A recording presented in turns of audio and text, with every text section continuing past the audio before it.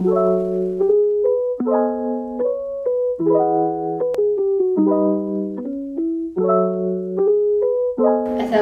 warahmatullahi wabarakatuh. Perkenalkan, saya Dr. Rini Widyastuti sebagai dokter spesialis penyakit dalam di RSUD SMC Kabupaten Tasikmalaya.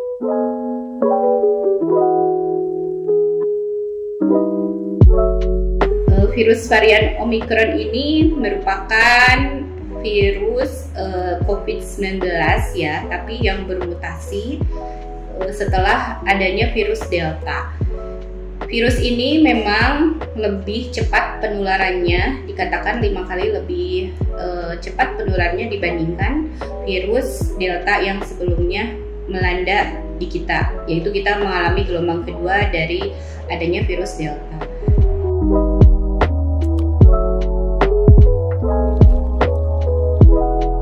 Nah, virus varian Omicron ini ternyata dilaporkan oleh Kemenkes sudah masuk ke Indonesia. Bahkan per tanggal 29 Desember tahun 2021, virus Omicron ini sudah mengalami namanya transmisi lokal. Jadi ditemukan pada orang Indonesia yang tidak bepergian ke luar negeri. Jumlah total kasus pada tanggal 29 Desember 2021 sudah mencapai 68 kasus per harinya.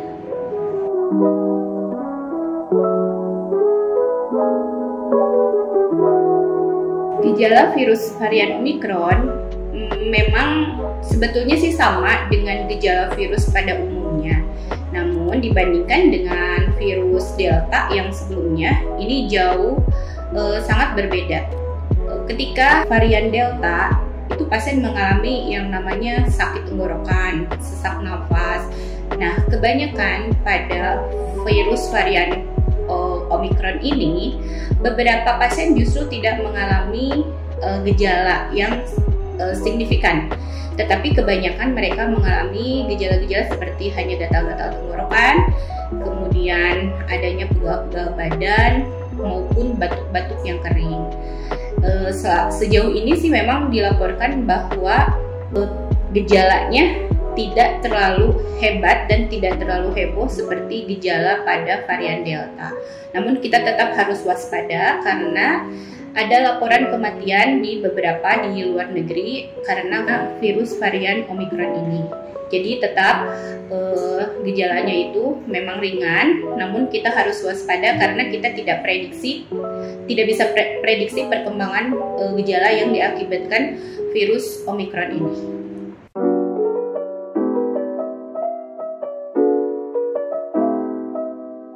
Di Indonesia saat ini sedang digalakkan vaksinasi dengan 2 dosis vaksin untuk seluruh penduduk Indonesia, dan tenaga kesehatan mendapatkan 3 dosis vaksin.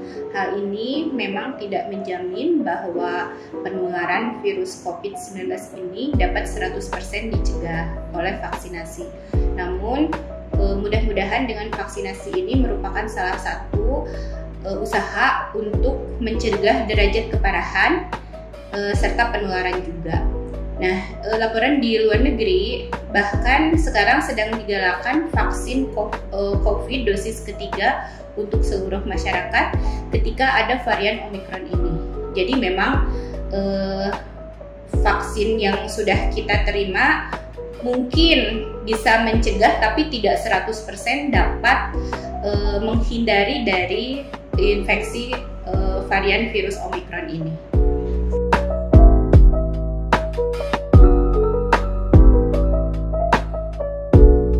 Indonesia sudah mengalami beberapa gelombang COVID-19 ya, gelombang infeksi COVID-19. Gelombang pertama dan kemarin terakhir adalah gelombang 2 yang diakibatkan oleh libur Lebaran yang panjang.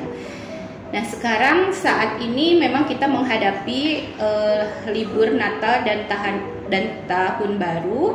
Nah, ini juga menjadi warning kepada kita bahwa bisa jadi bahwa setelah libur Natal dan Tahun Baru, kasus COVID-19 di Indonesia bisa melonjak kembali.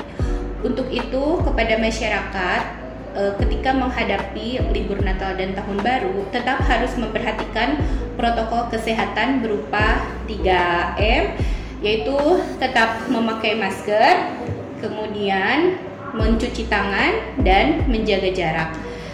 Hindari kerumunan-kerumunan padat, atau misalnya ketika kita berada di suatu tempat liburan, tetap menjaga jarak dengan menghindari kerumunan-kerumunan dan tempat-tempat yang terlalu crowded atau tempat-tempat yang terlalu banyak pengunjungnya.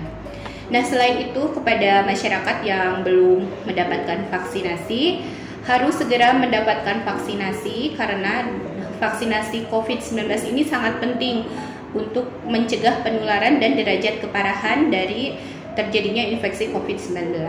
Bila masyarakat yang beresiko mempunyai komorbid bingung untuk mendapatkan vaksinasi, bisa dikonsultasikan dulu dengan dokter penyakit dalam atau internis yang ada di daerah masing-masing, sehingga nanti akan diberikan rekomendasi untuk mendapatkan vaksinasi COVID-19.